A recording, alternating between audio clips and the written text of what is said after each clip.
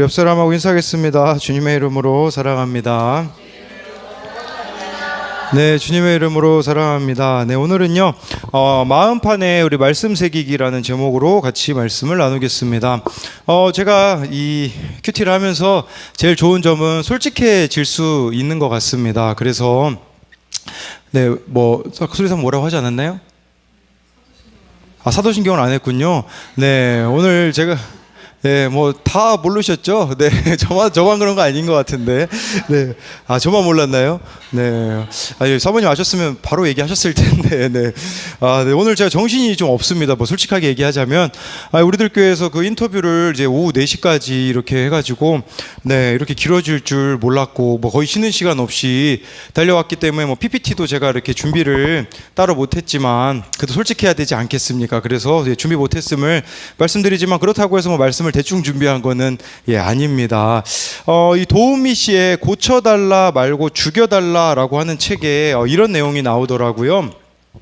사도 바울하고 동시대 사람이고 기독교로 개종한 헬라 철학자 에피클레투스라는 사람이 있대요. 근데 그 사람이 이렇게 이야기를 했다고 합니다.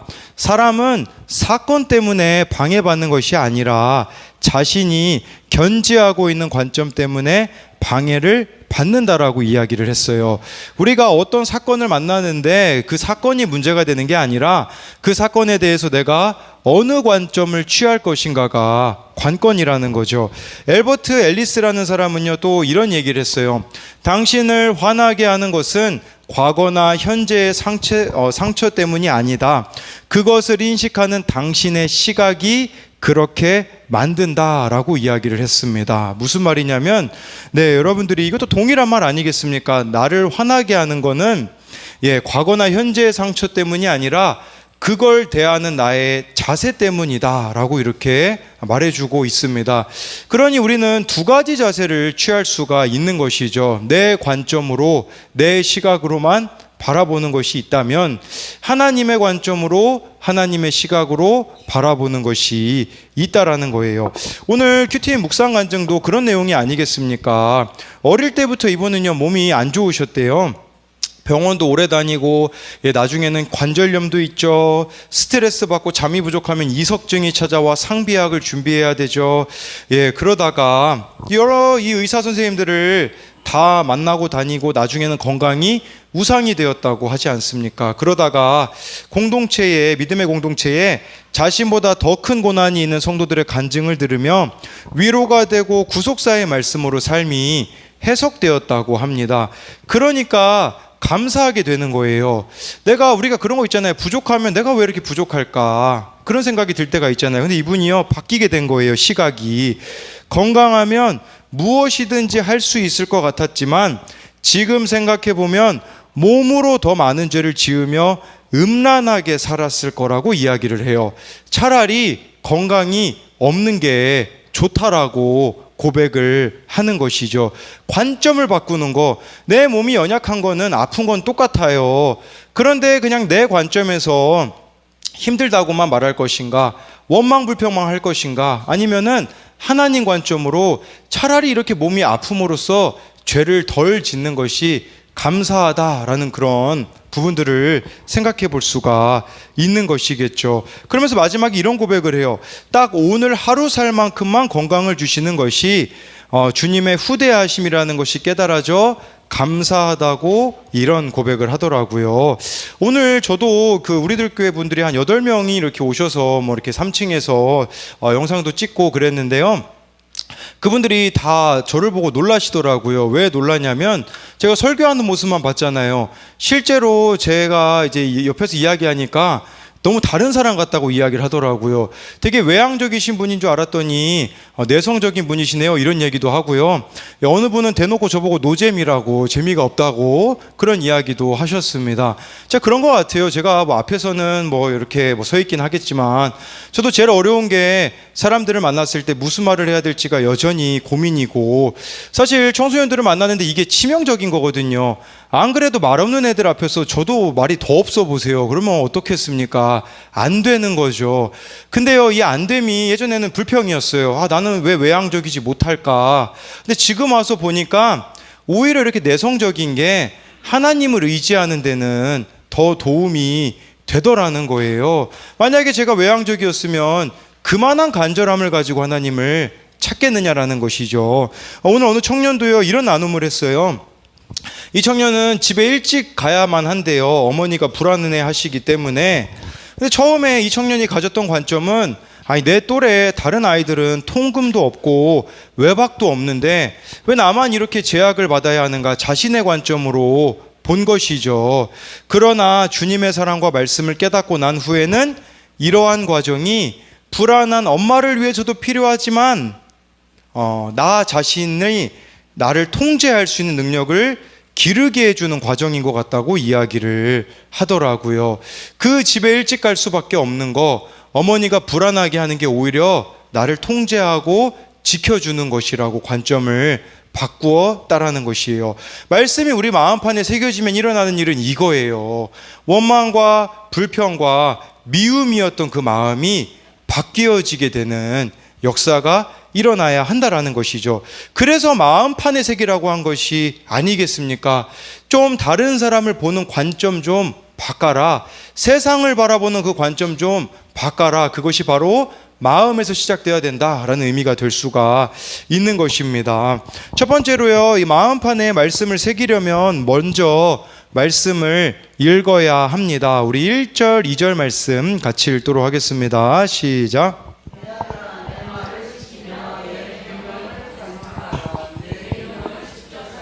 내 법을 내 눈동자처럼 지키라. 이 말씀 보면요, 잠언에서 끊임없이 우리들에게 말씀해주고 있는 게 무엇이겠습니까? 내 말을 지키고 내 계명을 간직하라 라고 말씀해주고 있어요. 그러니까 이 말씀을 지키고 간직한다라는 것을 우리가 생각해 볼 때에요, 제가 아시는 어느 목사님이 쓴 글을 봤습니다. 그런데 그 목사님이 쓰신 내용은요, 그 교회의 영적 수준을 확인하는 방법이 무엇인지를 이야기를 하시더라고요. 근데 여러분, 답은 이미 다 여러분들이 알고 있는 거예요. 그건 뭐냐면, 교회 장로님들, 권사님들 매일 큐티 하나 확인해 보면 된다라고 이야기를 하시더라고요. 우리 교회도 이제 그 현수막 걸지 않았습니까? 날마다 큐티하는 교회라고 이제 걸었는데 거짓말인가 봐요. 이게 막 비가 와가지고 이게 막 날려가지고 다시 뗐거든요. 지금 잠시. 여러분들, 하나님이 똑바로 큐티하라고, 날마다 큐티하라고 주신 경고가 아닐까. 다시 비가 그치면 달 텐데 진짜 현수막은 날마다 큐티하는 교회라고 달아놓고서 제가 여러분 큐티하는지 안 하는지 우리 밴드에 보면요, 항상 두 분이 보고 있는 거예요. 밴드 눌러본 거 제가 운영자이기 때문에 다 확인할 수 있거든요. 딱 두 분이 매일매일 보세요. 우리 유권사님과 문집사님이 이렇게 매일 그 큐티 듣는 거를 밴드에서, 물론 유튜브로 보시는 분들이 있기는 하지만 진짜 우리 교회의 영적 수준은 여러분들에게 달려 있어요. 내가 얼마나 매일매일 이 말씀 앞에 서는가를 보면 그게 바로 영적 수준이라는 것이에요. 우리는 얼마나 말씀을 사모하고 있는지를 봐야 한다라는 것이에요. 얼마나 나는 이 말씀에 몰두하고 있는지, 얼마나 나는 하나님을 갈망하고 있는지는 다른 것에서 찾을 수가 있는 게 아니라 얼마나 내가 이 말씀대로 살려고 하고 이 말씀의 영향을 받으려고 하는지를 보면 알 수가 있다라는 것이에요. 1절에 내 말을 지키라 라고 하는데, 이 지키라는 것은요, 목자가 양을 치는 행동이에요. 일이나 늑대가 나타나 양을 빼앗아가지 못하게 목자처럼 지키라는 것을 말씀해주고 있는 것이고요. 여기 또 간직하다라는 것은 여러분 마음에 계속해서 말씀을 쌓아가야 한다라고 말씀해주고 있는 것입니다. 근데 여기서 제일 중요한 것은 내가 얼마나 말씀에 대한 간절함이 있는가. 이 간절함이 있잖아요. 같이 일어나는 사건들 속에서도 누구는 엄청 크게 감사하는데 누구는 감사하지 못하는 경우가 있더라고요. 그것은 저와 여러분들이 얼마나 하나님을 갈망하는지, 얼마나 말씀을 사모하는지를 보면 알 수가 있어요. 지난주인가요? 지지난주에 제가 아시는 목사님이 그 옥수수를 이렇게 보내주셨거든요. 그 옥수수는 뭐 저에게 있어서는 그렇게 어떻게 보면은 크게, 물론 보내주신 거는 감사하긴 한데 그렇게 크게는 이분에 비하면 감사하지 못했다라는 생각을 해요. 그 옥수수를 보내주신 목사님이 글을 쓰셨는데 거기에 이런 내용이 나와 있더라고요. 옥수수를 받으신 많은 분들이 좋아해 주시고 감사해 주셨고 대부분 감사 사연을 보내주셨는데 한 사모님의 메시지를 받고 그 자리에서 이 목사님이 울었다고 해요. 지난주 여러 일들로 정신이 없어서 4일 전 보내주신 메시지를 주일 저녁에야 확인했는데 어느 사모님이 이런 문자를 보내주셨다라고 해요. 저를 울게 한 사모님의 메시지 내용은 이렇습니다. 존경하는 목사님, 항상 바쁘실 것 같아서 메시지로 연락드려요. 건강은 챙기고 계신 거죠? 사실은 우리 아들이 너무 아파서 며칠째 아무것도 못 먹었어요. 그런데 갑자기 달콤한 옥수수 먹고 싶다고 계속 이야기하기에 인터넷으로 찾고 있었는데 너무 비싸서 차마 못 사고 아파트 장터 열리는 날을 기다렸는데 가보니 초당 옥수수 개당 2,000원이나 하더라고요. 이번 주 교회 월세부터 나가야 할 돈이 많아서 정말 몇천 원 여유밖에 없는데 그래서 간신히 2개를 사서 먹였는데 동생도 안 주고 혼자 다 먹더니 더 먹고 싶다 하여서 제가 아들에게 혼을 냈거든요. 부모로서 너무 안심한 제 모습에 속상한 마음으로 아이에게 화를 냈어요. 그리고 그렇게 원망스러운 하루를 지났는데 오늘 오전 딱 목사님께 옥수수가 왔어요. 그것도 2박스 40개나요. 푸념 같은 작은 신음에도 들으신 하나님께 감사하고 놀랍고 저희가 해드린 것이 하나도 없는데 너무너무 죄송해요. 두 손 모아 기도하겠습니다 라고 하더라고요. 이게 저는 너무 부끄러웠어요. 이 사모님이 하나님을 갈망하는 그 모습과 제가 하나님을 갈망하는 모습이 얼마나 다를까라는 생각을 해보게 된 거죠. 우리 교회도 마찬가지지 않겠습니까? 정말 여러분들의 헌신과 또 우리 담임 목사님과 사모님의 여러 수고가 있었기 때문에 우리 교회가 빚이 없잖아요. 근데 이 빚 없음이 하나님을 갈망하는 데 있어서 나태함이 되어져 버린다면, 게으름이 되어져 버린다면 차라리 빚이 있는 게 더 낫지 않겠습니까? 그런 관점으로 우리가 보셔야 돼요. 하나님이 지금까지 우리에게 얼마나 많은 은혜들을 베풀어 주셨습니까? 그러나 중요한 것은 하나님을 정말 저와 여러분들이 갈망한다면 감사가 날마다 커져야 되는데, 마치 그 목사님이 저에게 옥수수 보내주셨을 때 이 사모님이 가지셨던 그 감사함의 크기가 저에게 있겠냐라는 거죠. 없었다라는 게 저에게는 부끄러움이었었다라는 것이에요. 그렇기에 정말 저와 여러분들이 하나님에 대한 이 갈망이 있다면요, 말씀을 읽을 수밖에 없을 겁니다. 그래서 우리 어느 권사님은 이 큐티를 시작하고 나서 매일 2시간씩 글씨가 안 보인다고 여러분, 뭐 핑계 대실 수 있죠. 글씨가 안 보이기 때문에 딸이 TV로 유튜브를 틀어줘가지고 매일 2시간씩 성경 통독을 하신다고 하더라고요.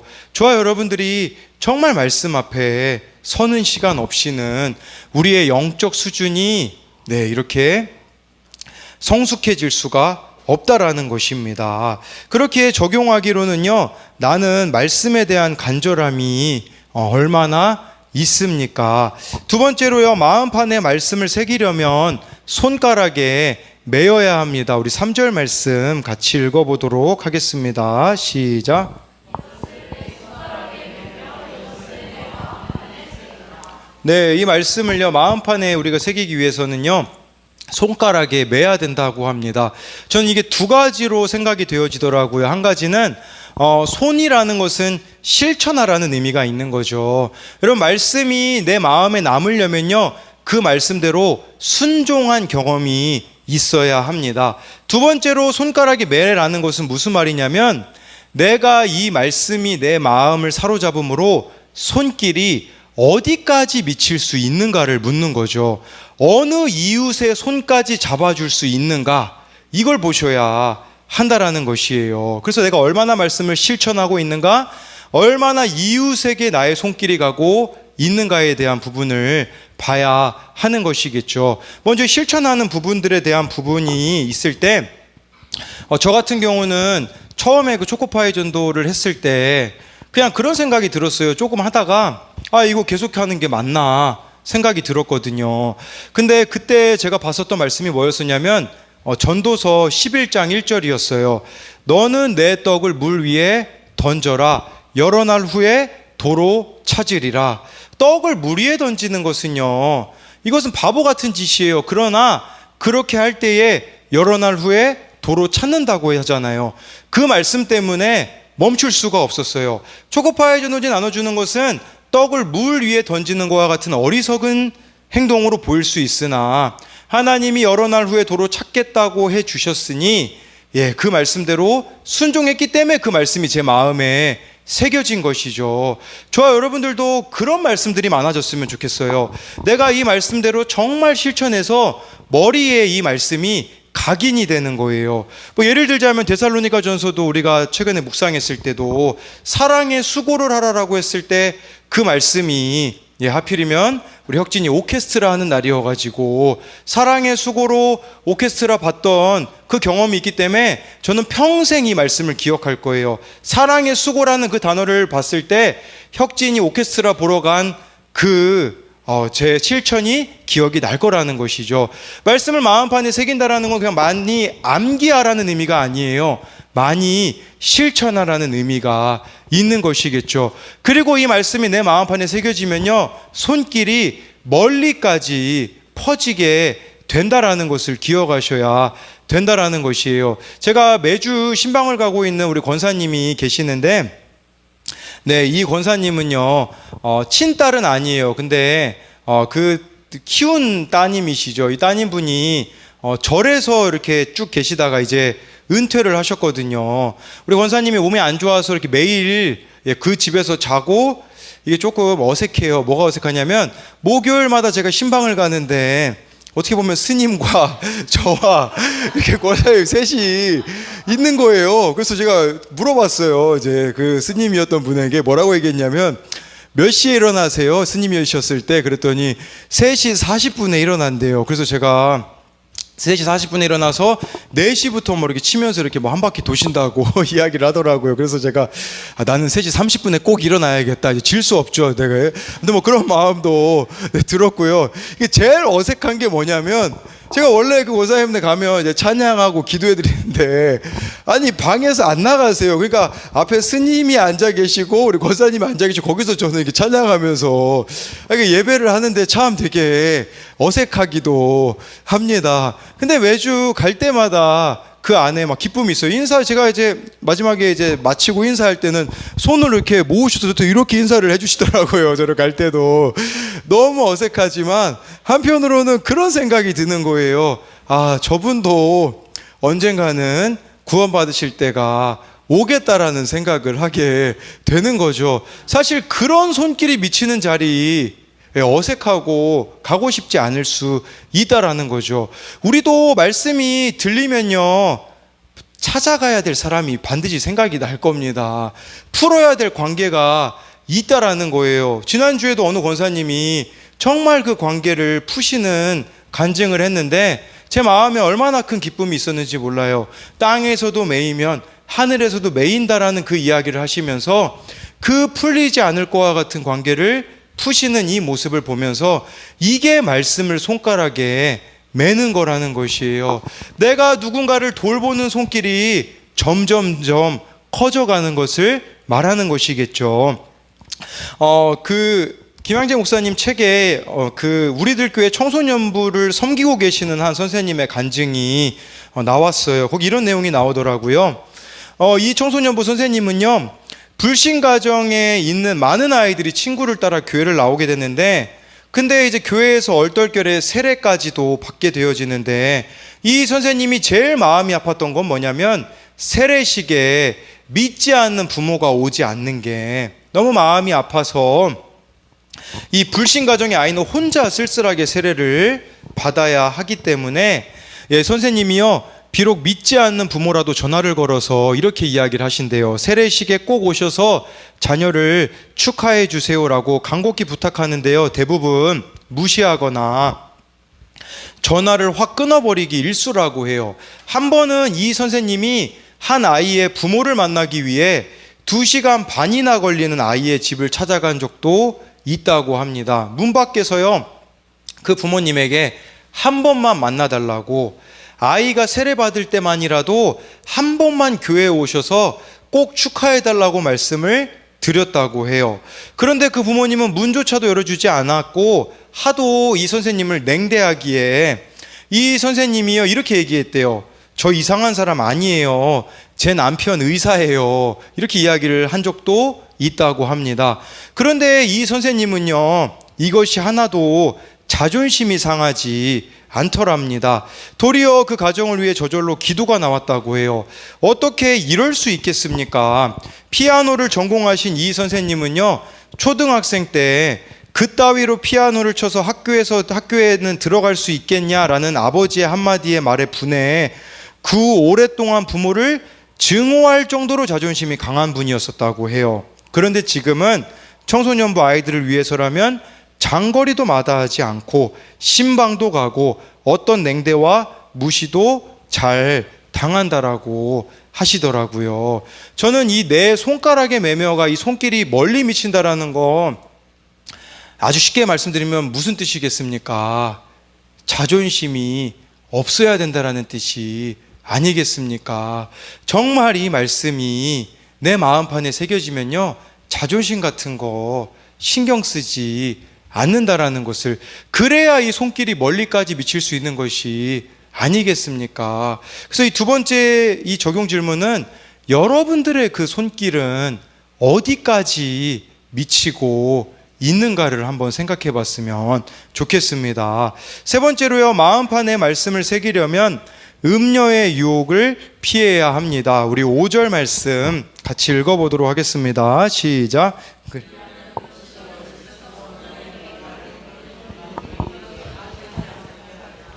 네, 이 말씀이요, 그리하면이라는 것은 마음판에 말씀을 새기면 음녀로부터, 이방 여인으로부터 우리를 지켜준다라고 말씀해주고 있습니다. 다른 말로 하자면 말씀을 마음판에 새기지 않잖아요. 그러면 저와 여러분들은 음녀의 유혹을 받게 될 것입니다.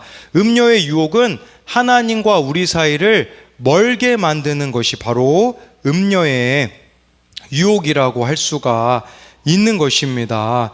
네, 여러분, 우리는요, 죄를 대하는 우리들의 태도를 좀 점검해 봐야 됩니다. 너무 나를 과신하는 경향이 있습니다. 나는 그렇지 않을 수 있다는 자기 확신에 차 있을 수 있어요. 그러나 그것은 나를 지켜주지 못하는 것을 알아야 합니다. 상황과 환경과 조건만 맞으면 언제든지 우리는 하나님을 떠날 수 있는 자라는 것을 잊어서는 안 된다라는 것이에요. 소망의 교회 그 목사님이, 남기우 목사님이 오늘 이 큐티 말씀 가지고 설교하시는 내용을 들어봤는데요, 거기에 목사님이 그런 이야기를 하시더라고요. 우리나라에서 제일 크다고 하는 교회 중에 하나가 사랑의 교회가 아니겠습니까? 사랑의 교회 강도사인 분이 있었다고요. 강도사라면 이 장로교는요, 전도사 다음에 강도사, 강도사 다음에 이제 목사가 되거든요. 이 강도사님 분이요, 대중교통만 타면 여성들 치마 속으로 손을 집어넣었다고 합니다. 그리고 촬영을 하는 거예요. 백화점 에스컬레이터를 따라가면서 촬영을 하다가 걸려서 뉴스에 나온 적도 있습니다. 저도 그 기사를 봤었던 것 같아요. 근데요, 이 강도사님이 살기는 살아야겠고 그런데 살 방법이 없어서 김양재 목사님을 찾아왔다고 하더라고요. 이렇게 얘기했대요. 목사님, 저 좀 살려주세요. 다시 주님을 찾아야 살 것 같은데 제가 어떤 대한민국 교회를 가도 신앙생활을 제대로 할 수 없습니다. 저를 받아주는 곳이 없습니다. 라고 이야기를 했다고 해요. 그때 김양재 목사님이 이렇게 이야기했다고 해요. 강도사 떼라 라고 이야기를 했대요. 그러니까 계급장 다 떼고 평신도로 청년부에 가서 있으라고 하셨다고 해요. 그래서 정말 강도사의 그것을 내려놓고 그 교회, 우리들 교회 청년부로 들어갔다고 해요. 청년부에 들어갔는데 김양재 목사님의 처방이 무엇이었냐면 100만 원이든 200만 원이든 중고차를 사라. 왜냐하면 대중교통을 이제 이용하지 말라는 거예요. 고쳐질 때까지 개인 차량을 사용하라고 했다고 합니다. 그리고 대중교통을 사용할 수밖에 없을 때는요, 목장 단톡방에 올리래요. 이건 무슨 말이냐면 우리로 말하면 구역 카톡방에 올리라는 말이에요. 대중교통 탈 때마다. 그러면 진짜 이분이요, 탈 때마다 그 카톡방에 이렇게 올리는 거예요. 저 지금 버스 타요. 어디 제가 도착할 때까지 이길 수 있도록 중보해 주세요. 그러면 그 목장 식구들이 중보 기도를 한대요. 또 도착하면요, 아무 일 없이 저 도착했어요. 또 지하철 탈 때마다 목장 앞에, 말씀 앞에 자신을 쳐서 이렇게 복종시킨다라고 하더라고요. 여러분, 우리도 이 정도까지 과연 우리가 될 수 있을까? 그 강도사님이 우리 생각에는 어떻게 저렇게 끔찍한 죄를 지을 수 있어만 생각을 하잖아요. 그런데 우린 그걸 생각해야 돼요. 이 강도사님이 정말 그 죄를 끊고 싶어 하구나. 수치스러운 거 아니에요. 대중교통 탈 때마다 저 지금 지하철 타요. 또 대중교통 내릴 때마다 저 이 대중교통에서 내렸어요 라고 말하는 게 쉽겠냐라는 거죠. 우리도 좀 이런 모습들이 있었으면 좋겠어요. 정말 내가 죄 짓고 싶을 때 그때 그냥 우리 카톡방에다가 올리는 거예요. 저 지금 이런 유혹이 있는데 저를 위해서 기도해 주세요. 이 죄고백이라는 게 이런 치열함이 좀 있어야 될 것 같아요. 우리 죄고백하는 공동체이긴 한데 너무 이 죄고백이 잘못되면요, 쉬울 수 있어요.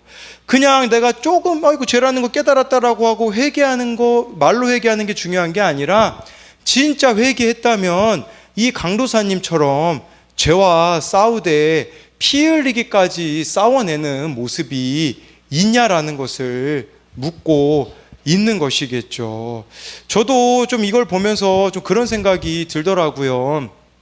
나에게 있어서는 이 음녀의 유혹은 무엇이 있을까를 생각해 봤을 때 제가 제일 부끄러운 게 있어요. 그것은 뭐냐면 우리 예전에 어느 청년이 정말 제 말을 듣지 않고 여러 번 이야기를 하고 했는데 듣지 않아서 그 청년을 떠나보낸 거예요. 다른 교회 가라고 한 게 저에게는 너무나 큰 아픔이더라고요. 사실은 그 청년을 위한 일인 줄 알았었거든요. 근데 곰곰이 생각해 보니까 그 청년을 위한 게 아니라 그 애를 끌어안고 있으면 제가 너무 아프기 때문에 그게 싫어가지고 그 청년을 떠나보낸 거더라고요. 떠나보냈을 때 그 청년이 바르게 됐냐라는 거죠. 그 청년을 통해 제가 깨달은 게 뭐냐면, 제 마음판에 새겨진 게 뭐냐면, 그 누구라도 버리지 말자, 그 누구라도 포기하지 말자예요.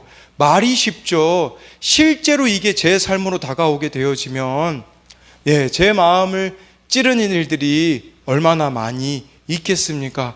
이 음녀의 유혹이 저에게도 끊임없이 있어요. 돌아오고 있지 않은 아이들을 향하여서, 저를 힘들게 하고 있는 아이들을 향하여서 음녀의 유혹이 끊임없이 찾아옵니다. 그래서 야, 포기해, 야, 그만둬, 그런 마음이 제 마음에 끊임없이 찾아오지만 제가 선택하는 것은요, 가만히 있는 거예요. 하나님께서 일하여 주실 때까지 저는 이 자리에 가만히 있겠습니다. 하나님 믿음으로 믿고 그 자리를 지키겠습니다. 제가 이번 한 학기 동안요, 기독교 동아리랑 그 기도 모임을 들어갔잖아요. 이 아이들이 마지막이라는 걸 알고서는 수요일 날 기독교 동아리 가서 설교하는데, 아니 얘네들이 너무 설교를 잘 듣는 거예요. 한 명도 빠짐없이 너무 설교를 잘 듣고, 또 오늘도 물론 좀 카메라가 있어가지고 애들이 의식한 것 같기는 해요. 그래서 그 예배도 너무 잘 드리려는데, 그랬더니 우리 어느 선생님이 예배 끝나고 그러시더라고요. 이거 카메라를 여기다가 설치해놔야 될 것 같아요, 목사님. 이제 이렇게 얘기했는데, 그 자리에 정말 어느 형하고 다툰 고1짜리 아이가 있거든요. 이 아이가 우리 교회 그 켈라 워십팀 집회했을 때 있잖아요, 왔었거든요. 2명이 왔었거든요. 근데 제가 이제 5층에서 내려오는데 쉬는 시간이었거든요. 쉬는 시간인데 이제 5층에서 다 보이잖아요, 밖에가.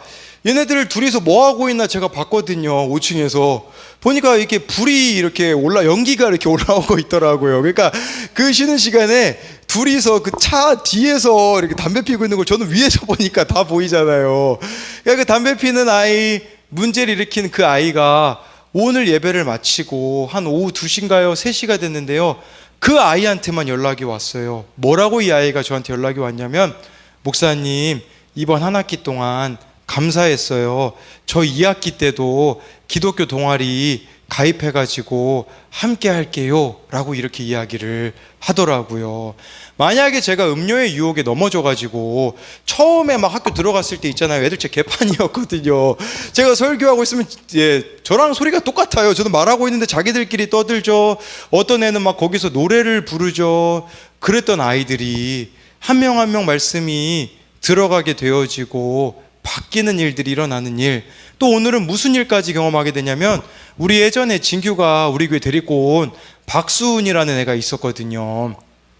딱 그 기도 모임 끝나자마자 문 열었는데 바로 앞에 서 있는 거예요. 그 아이가 바로 앞에 서 있어가지고 이제 먹을 걸 주면서, 또 저는 그냥 먹을 거 주고 그동안 그리웠다, 보고 싶다 했더니 우리 그 기독교 동아리 담당 선생님이 너 오늘 핫도그 받았으니까 이번 주 교회가, 그렇게 이야기를 하시더라고요.